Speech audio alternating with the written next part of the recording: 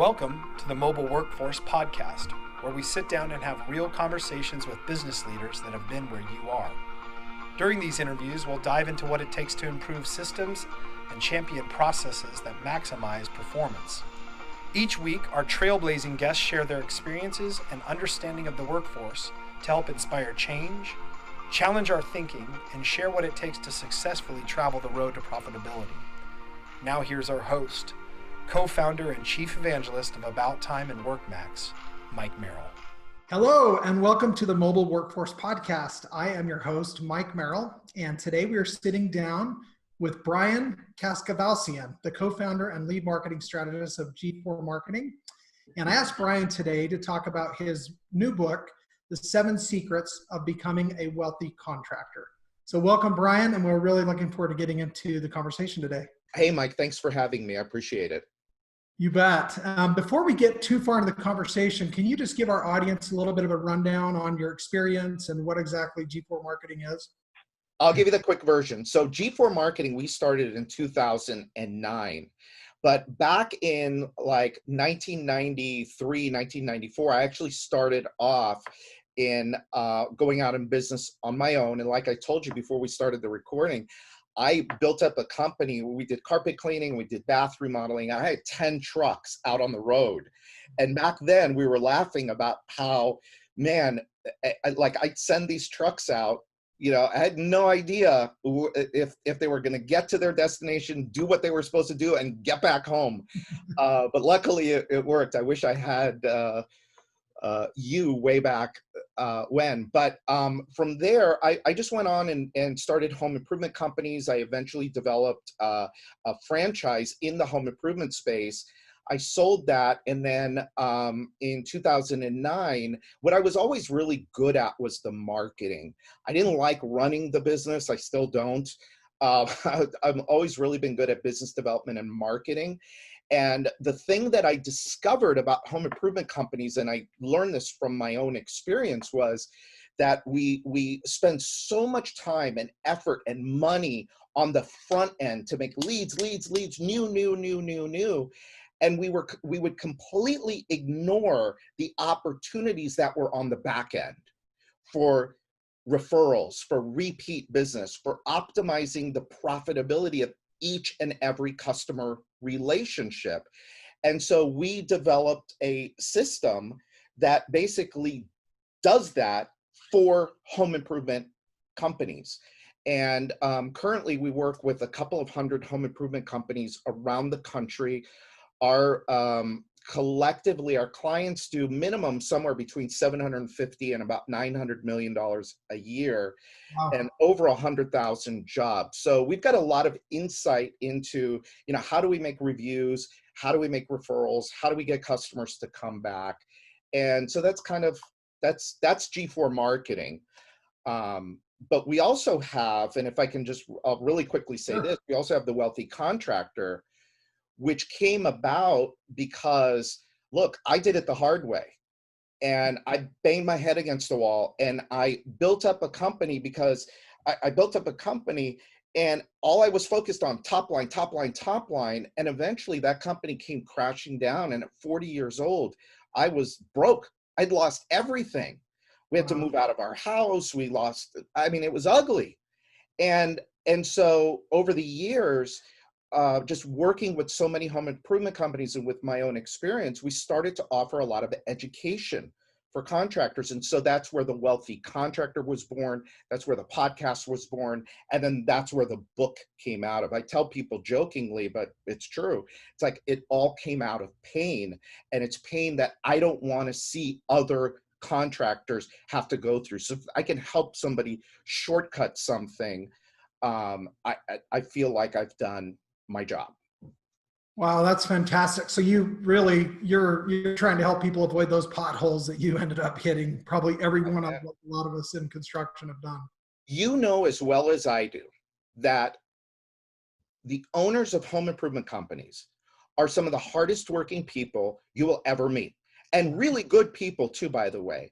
And the majority of them, and I hate to say that, but it's true, the majority of them don't make anywhere near the amount of money they could be making or should be making. And they just don't recognize the value that they provide, and they don't know how to get out of their own heads in order to go and build a company that works for them rather than them working for the company. And so that's what we want to try and help people do. No, that's awesome. I mean, yeah, I mean, let's face it, really, all of us get into business to make money. I mean, we all want to help people and do good things and be proud of our work and our legacy and all of these other things. But you go into business to earn profit, right? To have money to invest and to do those things that you really are setting out to accomplish as far as your goals. Well, and I was going to say too, and it's not only about the money. Money is good. Of course, it's a real driver, but it's also really about freedom. It's about having options. It's about how do I create a business that will not only fund my ideal lifestyle, but it's also going to help me have the time to do the things that I really want to do. How is it going to allow me to do the things that are going to allow me to make an impact in the world? I mean, you deal with a lot of entrepreneurs, right? And most entrepreneurs have this kind of like this need to leave some sort of impact behind. Well, how are you going to do that if you're working 60 hours a week and you're not making any money and you can't take any time off, right? And so I just wanted to throw that in there as well. Yeah, that's great. And I mean, yeah, so really at the end of the day, what you're saying, you know, we always hear the coined phrase, time is money. And obviously money, like to your point, can create time and freedom. Yep. And so what is the difference between contractors that figure that out and the ones that never realize that dream of one day having that independence? Well, you know, a lot of it really kind of boils down to, well, what are you doing every day? So if you are out in the field running from one fire to the next, if you are the person that's doing everything in your business or nothing can operate without you there, that's a problem, right? My business runs with or without me. I mean, my business probably at this point needs me half a day a week, maybe, right? And so there's no way that we could get the success that we want, the wealth that we want, the freedom that we want from our business if we're stuck in the business doing all of the things that other people should be doing. Either people should be doing it or, you know, systems and processes run by people should be doing. And so it kind of goes back to the E-Myth, Michael Gerber, which is a book I know you've read. And Michael Gerber, in that book, we learned the difference between working in your business versus working on your business. And I always say to people, working in your business is like, well, people on video can see this, but it's like you have your head down and you're working right in this moment right now. When you're working on your business, you're looking for leverage. You're looking for what are the things that are going to multiply my success. So if it's an activity I'm working on today, the only activities I work on, for example, today are multipliers, things that'll take my time today. If I spend 1 hour here with you today, where is that going to show up later, right? I don't want to trade 1 hour for X number of dollars. I just don't. I mean, people offer me, you know, they want me to come out and consult for them all the time, and I don't do it. I mean, I tell them, you know, my minimum fee would be $1,000 an hour, and I don't want to do it. I'll tell them, well, I'm not available for 6 months, hoping it just goes away because I don't want to work dollar per hour. And so that's really the big thing is we got to get out of the way. We have to fire ourselves every day from what we're doing, right? And if you're doing repetitive tasks that you could pay somebody $10 an hour, $20, $50, $100 an hour for, give it to them, but make sure, and this is the other side of it, is you got to make sure you have a profit model in place that supports all of that. Right. Yeah, I love what you said there. And, you know, it's something I learned over the years in business too, is it's very important that we get out of our own way and that we work and focus the majority of our time as business owners or managers working on the business instead of in the business. Yeah. I mean, there's a huge difference between activity and productivity, right? Yep. Doing things that are just, I mean, so many people start the day, they go straight to their damn phones, they look at their email, which most of their email is BS, by the way. There's but it's activity. It's like, oh, I'm answering emails, right? Then they listen to the news. Then they start to, go to their office. Then they're bombarded by the people in their office. Then they're running here, running there, doing this, doing that, interruption. They have zero control. They're completely in reactionary mode rather than proactive mode. And then at the end of the day, they're exhausted. They can't tell you what they've accomplished, right? And then at the end of the month, they wonder why they haven't made any money. Yeah. It's like, well, look at how you're spending your time every day. Yeah, and if they did have goals, they never found any time to focus on those and actually accomplish them, right? Exactly. So, yeah. But yet, oh, I'm so slammed. Oh, so busy. It's just crazy. Right. Hair's on fire, but maybe you didn't really get anything done. Right. So really if I kind of read between the lines, what I'm hearing is there's really more of a marketing component of what you're in the business of that is a critical piece, not just producing something physically with your own hands, but actually marketing what you're doing. Tell us a little bit about that and your feelings. Well, so what's interesting is in the book, secret number 4 is understanding the real business that you're in. And my most successful clients, so I have clients, look, I got clients that do a couple $1 million a year. I got one client that will do $60 million this year. Wow. 2 brothers started this business 10 years ago, and talk about working on the business rather than in the business. I mean, they started off that way. But they understood, all of my most successful clients understand that the business that they're really in is a sales and marketing business.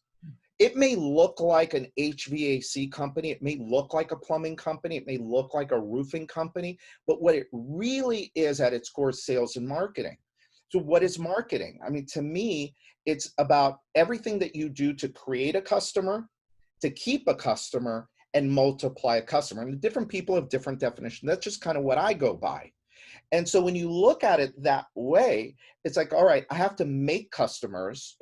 I got to make sure they're happy. I got to keep them. And then I got to multiply them. How do I get them to go tell other people? How do I get them to buy more? How do I get them to give me more money? How do I get them to come back more frequently? That's the work. That's the job. The rest of the stuff, the actual delivery of the service, the delivery of the product, it's almost secondary.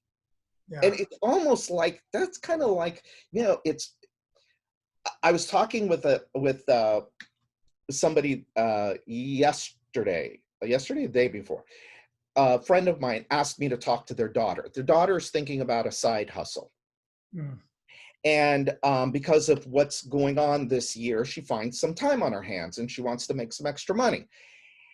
And I told her, I said, the thing that most people don't realize, she's never been in business before. The thing that most people don't realize is that the hardest thing to do in business is get a customer. Mm-hmm.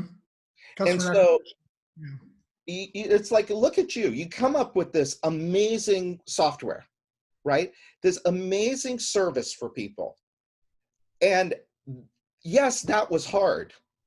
But if you didn't have any customers, it's all for nothing. You know how many people I've known that are in your business that have poured all of their money into software and or developing software, and they never found a customer for it or enough customers to actually create a business out of it, right? So the hardest thing to do is create a customer, and the most expensive. And so when you look at it as, okay, I got to make customers. And making customers involves not only getting a lead, but it's converting that lead into a sale, right? And then it's actually delivering on what you said you were going to do, making sure they're happy, blah, blah, blah. And then, it just goes on and on. And so the companies that recognize, hey, we're sales and marketing, but we just happen to look like this, a restaurant, a dental practice, whatever, fill in the blank. It's the people that get mixed up and think, oh, I'm in the HVAC business. I'm in the business of replacing. No, you're not. No, you're not. Yeah, you're a businessman who happens to be in the business of changing those things, but you're not an HVAC contractor. That's right. That's right. And the difference between the rich ones and the not so rich ones is the understanding of that. That's one of the differences. One of the big differences, by the way. So we talked a little bit earlier, some of the technology changes and mobility and all these tools and all these things. And yet I still hear, and I'm sure you do too with your clients, every day I hear somebody say, well, if it ain't broke, don't fix it. And so in their mind, it ain't broke. And I'm looking at them almost cross-eyed thinking, are you nuts? Like, it's broken. This is broke. Paper is broken. Spreadsheets are broken. Those are not efficiency tools, right? Those are archaic. That's like, stone tablets in the caveman era, compared to the availability of mobility and solutions, cloud-based technologies. How do we help contractors to leverage and really tap into those marketing opportunities that are now available to them? Well, it all kind of goes back to, what do you want out of your business? What do you want out of your business? Do you want to make more money, have more free time? Do you want to build wealth? Do you want to have real freedom? If you do, then you have to figure out ways to leverage. You have to figure out ways of multiplying the activities that you are doing. Leverage is key in business. And everything you just mentioned, all that stuff is great. And a lot of people get mixed up in technology for technology's sake. But you and I both know, technology without the basics behind it, when you create something like that, it's like people that get all hung up on internet marketing. Well, internet marketing, okay, there's marketing. Internet is just another form of media. It's like TV, it's like radio. It may have more bells and whistles to it, but the strategy behind it is exactly the same. It hasn't changed in hundreds of years. It's psychology and it's math. It's psychology and math. So if I'm going to put $1 out in advertising, how am I going to get people to respond? Right? And then am I going to get enough people to respond to make it profitable? How am I going to know that? Well, I'm going to do the math on the back end. I'm going to run the metrics on the back end. And so all of these things that make doing business easier nowadays are all things that, yes, we used to do them the caveman ways. I was telling you before about my business. We have to do everything on paper and spreadsheets. Well, today, everything is on the computer. Why? We could still do it on paper and spreadsheets, but why? The computer is much more efficient. The programs that are in the computer make things more efficient. So what might have taken me 20 minutes 5 years ago only takes a minute today. That's what I'm looking for. And I know that's what the entrepreneur that values freedom and values their time is looking for, things like that. Yes, I think it's interesting that in construction, we count on plans, blueprints, every single day. Nothing gets built without a blueprint. Yeah. And that goes for our businesses as well. And that's kind of what I'm hearing you say. Yeah. What I love is your book, the 7 Secrets of Becoming a Wealthy Contractor.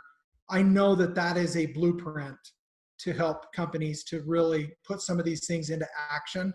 Because until there's action, you're in the same place you were before. So what stands out to you in the current market conditions today from your book? What are things that you really think are helping contractors make a difference? Well, I got to say, it still, to me, is secret number one. And secret number one is understanding, what do you really want to get out of your business? How much money do you really want to make? I hear people all the time, when you go to events and you talk to people and you see them online, all these people are bragging about, oh, I did 5 million this year. I did 20 million. I did 50 million this year. And other people look at that and they say, oh my God, I have to build a $20 million business. Mm-hmm. I always ask people, well, okay, you're here now. You're telling me your goal is to build a $5 million business. Well, why? Why do you want to build a $5 million business? Well, I don't know. I want to build a $5 million business. And they don't understand that, hey, okay, so, and then I go and ask them and I say, well, how much money do you want to make? And they say, well, I'd be really happy if I make $250,000 a year. And I say, well, you don't need a $5 million business to make $250,000 a year. And it's like, without that clarity, it's like, well, how do you know where you're going? How do you know what you need to do in order to get there?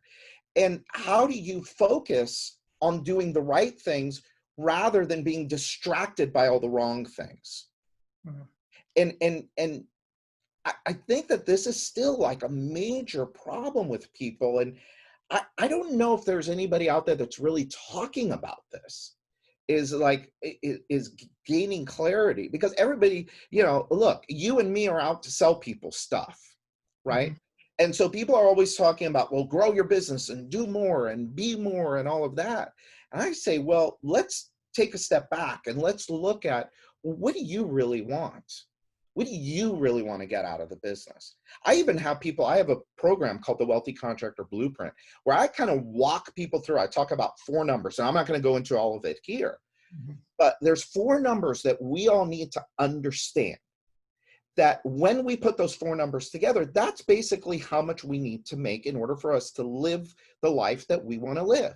And so when you understand what those 4 numbers are, then you could say, okay, so those 4 numbers represent me getting this, this, this, and this. One of those numbers is the future. Like, how am I going to set myself up for the future? Then we can reverse engineer our business to figure out what it is that we really need our business to do in order to get us what we really want. And I hope that's answering your question. It's a source of, like, it just blows me away how many of us business owners just don't know. It's just more and more and more. Well, what do you want more and more and more for? Yeah, so I keep thinking of a dog chasing its tail, because exactly. That's exactly it. When I first was, I was a framer, as a young man out of high school, working summers, and then, I went into that profession and got in a construction program. And I remember when I was just doing framing, wishing I could be the general contractor that was actually hiring the framer. And what I realized one day is my head is down, laying out the next wall, nailing that together, while, somebody else down the street is general contracting these homes or putting in this development. So I had to put a plan together to try and figure out, how do I become the guy that hires the guy that was framing like I was doing? And I think a lot of businesses, like you're saying, don't necessarily have that outline or that kind of flag planted there on the peak of the mountain that they're trying to get to. Yeah. And if they don't have it there, certainly their team doesn't know that they have a plan or that there's a flag that they're trying to get to. So they're all chasing their tails.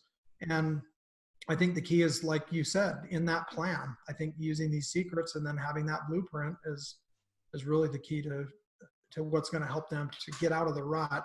Yeah. That leads to a semi-successful, very busy, somebody who's going to have to work till they can't, in order to just survive and maintain a reasonable lifestyle. Right. So getting back to kind of marketing, and I think you talked about kind of sales and marketing. I know that, really there's 2 sides to that. There's the first one, and that is keeping the customers you have and making sure that they are potentially repeat customers, right? And then there's gaining new customers. So there's kind of 2 sides to that. What can you tell us about either of those sides and how it relates to churn, and what companies can do to kind of focus on both? Well, I'll speak to what we do.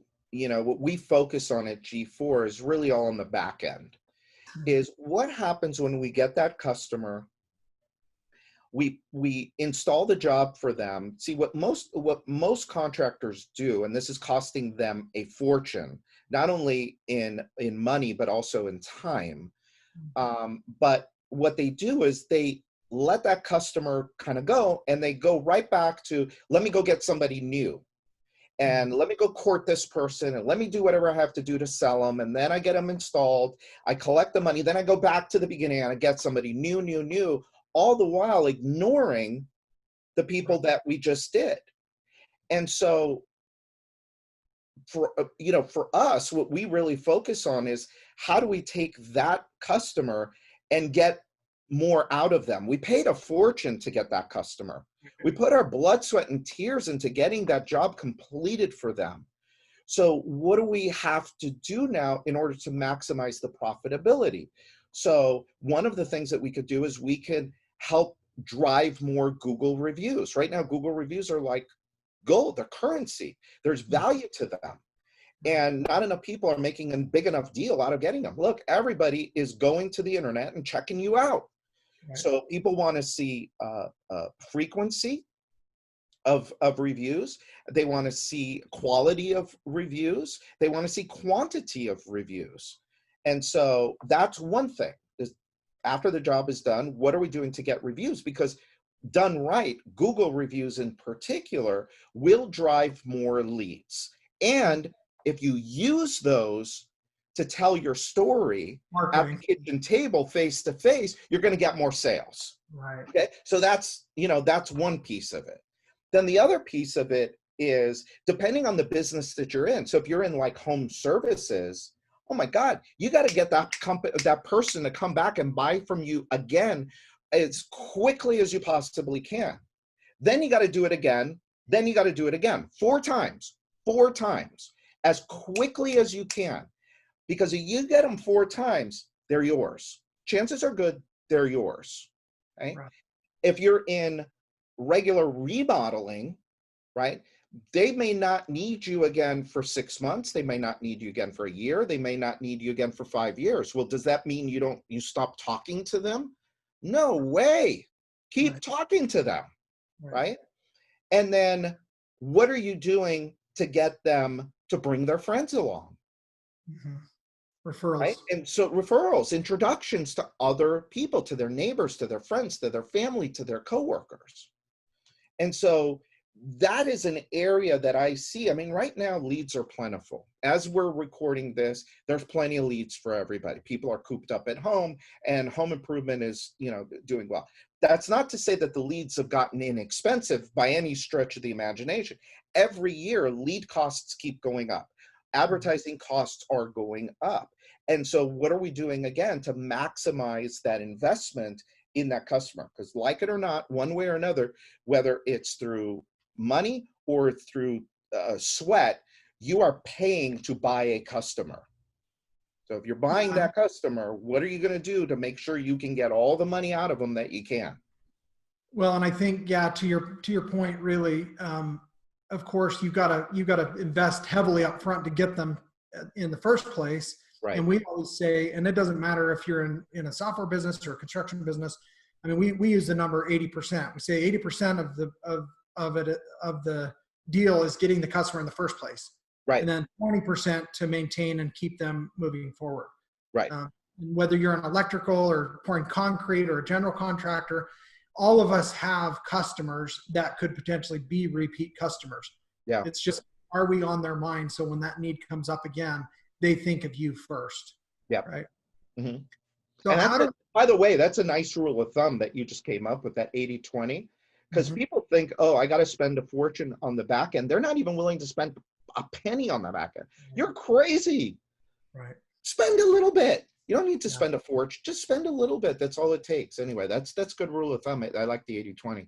Well, and again, I think proactively, we use a CRM here, customer relationship management tool. Most companies do on some level, even if it is Excel, they have a system, right, where they record these people, and having regular discussion with them, reaching out to them, checking in on them, a gift card or a gift basket, or just thinking of them at all, dropping by some hats or some shirts, or doing something, taking lunch to their guys. I mean, whatever it is that you're trying to, in your business, that you're trying to do to foster that relationship, I think is, what I'm hearing is really a big key for being able to grow a business and actually tap into those dollars that you're talking about that a lot of people just aren't collecting. It's an investment. Yeah. It's an investment in your future. So in doing that, how contractors maintain quality while they expand and grow and they're working on all these things? How do you keep quality up while you also up the volume? Systems, Mhm. process, people. I talk a lot in threes. Okay. So I talk about people, process, and profit. People, process, and profit. And that's how you do it. You have good systems and processes. You bring on good people that fit within your core values and your culture to execute on those processes and systems, and you ensure that you're profitable, that your profit model is right. What happens with a lot of people is, they're not making money at $1 million or not enough money at $1 million. I don't know how many people I talk to that are making 5% profit margins. And I'm like, you want to grow to $3 million? All you're going to do, if you're broken at $1 million, you're going to be broken at 3. And by the way, your headaches aren't going to triple. They're going to magnify by 10 times. Your risk, your liability is going to magnify. If you're not making money at 3 million, you're certainly not going to make money at 8 or 10 or 15 or 20. So you got to fix it early. If you're making money early, and this is something that, again, this is one of the big mistakes that I made. I had a broken profit model in one of my businesses.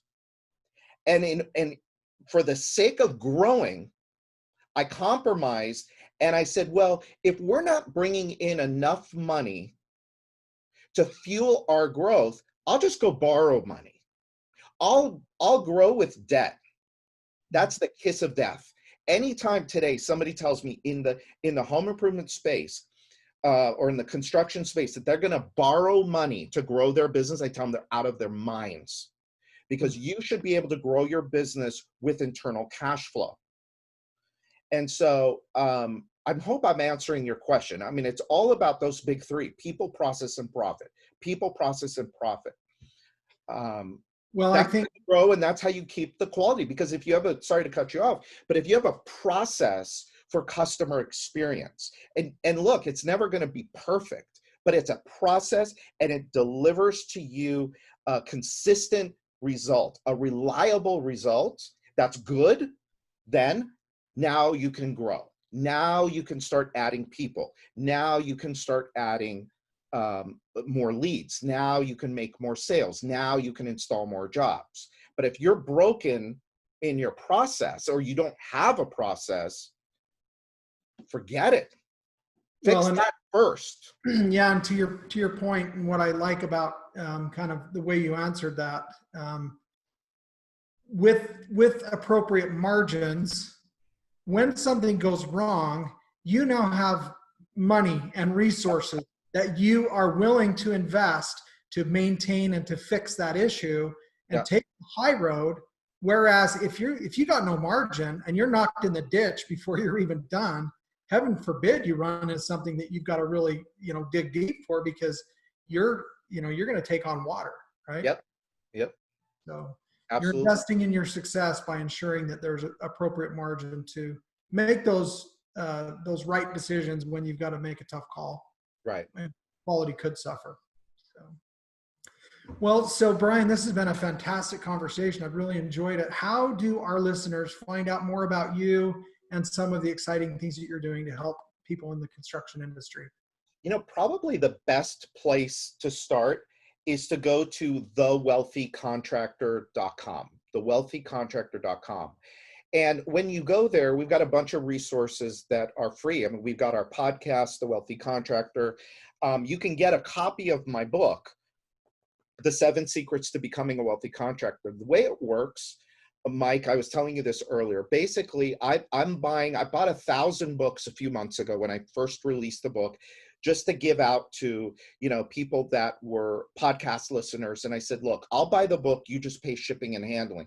Well, we burned through those 1,000 like that. And so I just kept it going, So I buy 1,000 books at a time. I don't know how much longer I'm going to do it for, but right now when this airs, if you go to thewealthycontractor.com, you can get a copy of the 7 Secrets to Becoming a Wealthy Contractor for free. Basically, I just ask you to pay for shipping and handling. And Wow. that's the best entry point. Yeah, that's fantastic. Well, I know that I'm excited to read this book. I've learned from what you've shared with us today for sure, and I know that our listeners will as well. Before we wrap up, one last question I'd like to kind of end on. If you've learned kind of a shortcut or a hack or your secret sauce over the years of your experience, what's that one thing that you would tell our listeners that maybe they could learn from you and your experience? If you could boil it down to one point. Oh God. Mike, I'm going to go back again to the whole clarity thing. I really wish when I was younger, I really understood what I really wanted to get out of the business. I thought I knew. I thought I just wanted to make a lot of money and take trips and be free and all of that. But the clarity wasn't there. And and the other thing too, and sorry, I'm gonna give you two things. One is I wish that I had asked for more help. I wish that I had gone to people that had already been there and done that and asked them for more help. And so I think with clarity, with understanding what it is that you really want, and if you're willing to go and seek out people that have, I mean, look, nothing's new. Nothing's new. It's all been done before. Everybody thinks that they're different and that their situation's special and unique and different and all of that. Reality of it is, yes, we are all unique and beautiful in our own ways, but the road you're on, building a business, becoming wealthy, having more freedom, having more success, it's been done. Go find somebody that's in a similar business as yours. Go ask them how they did it. Ask them what books they read. Ask them how they spend their time. Follow them around for a while, learn from them and shortcut your success. Why do it the hard way? So I hope that, I don't know if that's considered a hack, but Well, but I like shortcuts, man. I love shortcuts.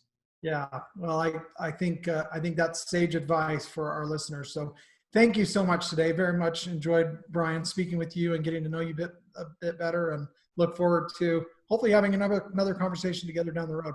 Ooh, thanks, Mike. Thanks for having me. All right, you bet. And thank you all to the listeners for joining us today on the Mobile Workforce Podcast, sponsored by About Time Technologies and WorkMax.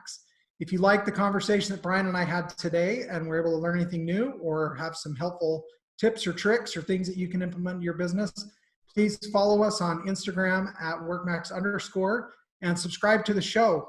And whatever podcast platform you like to listen to podcasts on, please give us a 5-star rating and review and help us to continue to bring these valuable resources to you and other listeners like yourselves. Again, thanks, and we'll catch you on the next one.